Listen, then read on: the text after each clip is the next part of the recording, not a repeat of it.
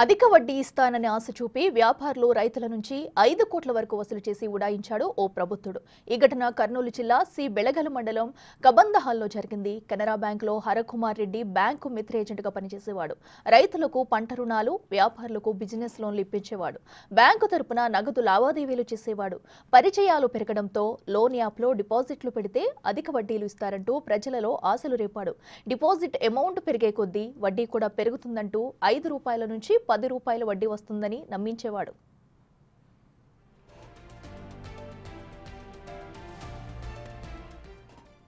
ఇదే అంశానికి సంబంధించి మరింత సమాచారం మా ప్రతినిధి శ్రీరామ్ అందిస్తారు. శ్రీరామ్, చెప్పండి.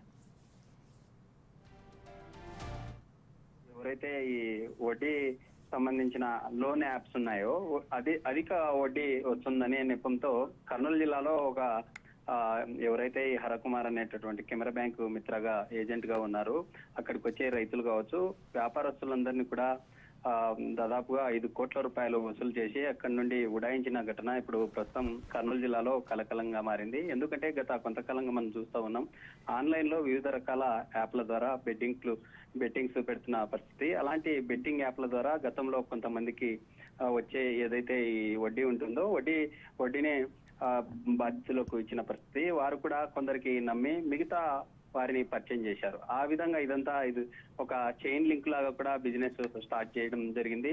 స్టార్ట్ చేసిన తర్వాత ఇదంతా పెద్దగా విస్తరించింది. రైతులు, వ్యాపారస్తులు, వివిధ ఉద్యోగులను అందరినీ కూడా దాదాపు 5 కోట్లు తీసుకొని ఇక్కడ నుండి వెళ్ళినటువంటి ఘటన అయితే ఇప్పుడు కర్నూలు జిల్లాలో పెద్ద చర్చాంశంగా మారింది. అయితే దీనికి సంబంధించి ఎవరైతే ఈ గతంలో ఉన్నటువంటి హరకుమార్ అనే పర్సన్ మీద పోలీసులకు కూడా ఫిర్యాదు చేశారు.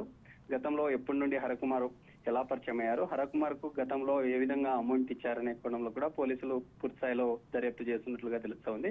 అయితే గతంలో ఏ బెట్టింగ్ యాప్స్ లో ఎంత అమౌంట్ పెట్టారు, ఇప్పటికే బాధితులు అందరూ కూడా హరకుమార్ పరారితో ఈ వ్యవహారం అంతా కూడా బయటకు వచ్చింది. పోలీసులు కేసు నమోదు చేసుకొని అనేక కోణాల్లో కూడా దర్యాప్తు చేస్తున్నటువంటి పరిస్థితి. అయితే హరకుమార్ వచ్చే అమౌంట్ అంతా కూడా ఇతనే తీసుకున్నారా, లేకుంటే ఏదైనా వేరే యాప్స్ ద్వారా వీటన్నింటినీ పెట్టుబడిగా పెట్టారా అనే కోణంలో కూడా పోలీసులు దృష్టి సారించారు.